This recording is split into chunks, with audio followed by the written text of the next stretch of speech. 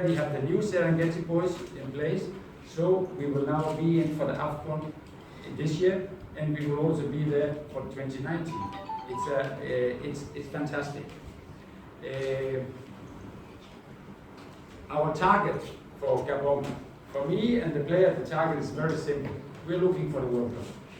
Because we are going to Gabon and we know there are 8 teams there, 4 teams will go into the semi-finals, and these 4 teams will go to the World Cup. So our journey is going to the World Cup in India. And you can say the journey was starting last year. We went to India to a big tournament there, arranged by the Indian Football Federation, where we played big nations at the US, Korea, Malaysia, India. We didn't lose a single game. And I would like the journey for Serengeti Boys to finish in India. We started in India in some way, and we will finish in India for the World Cup. That is our target.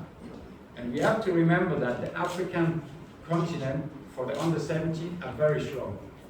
I was just checking up that last time the Afcon was in 2015, there was 4 nations from Africa. It was Guinea, Mali, Nigeria, and South Africa who was taking part. Number 1 for the whole World Cup in 2015 was Nigeria. Number 2 was Mali.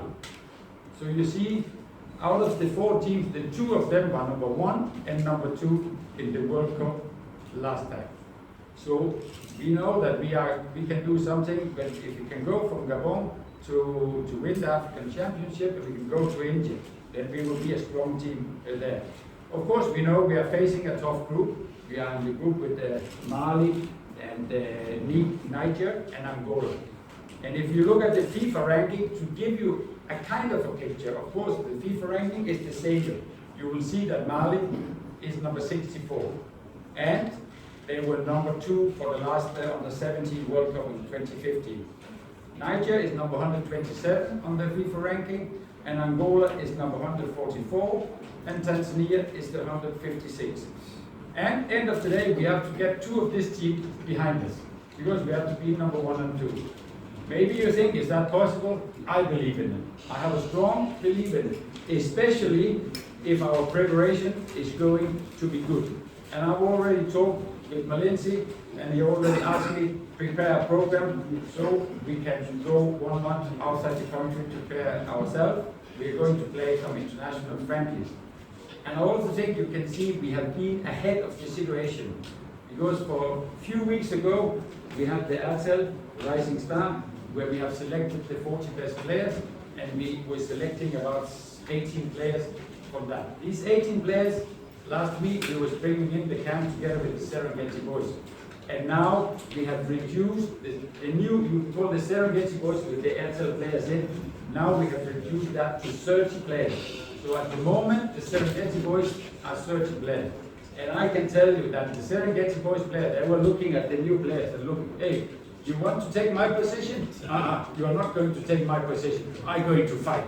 So they are fighting and they are training with high motivation every day out there. Because they know, end of the day, there are 30 players, but there will only be 21 players going according to the regulation for the African Champ for the Afcon in Gabon. So some players have to stay behind on the way. And they are all fighting because they all want to be on in the team.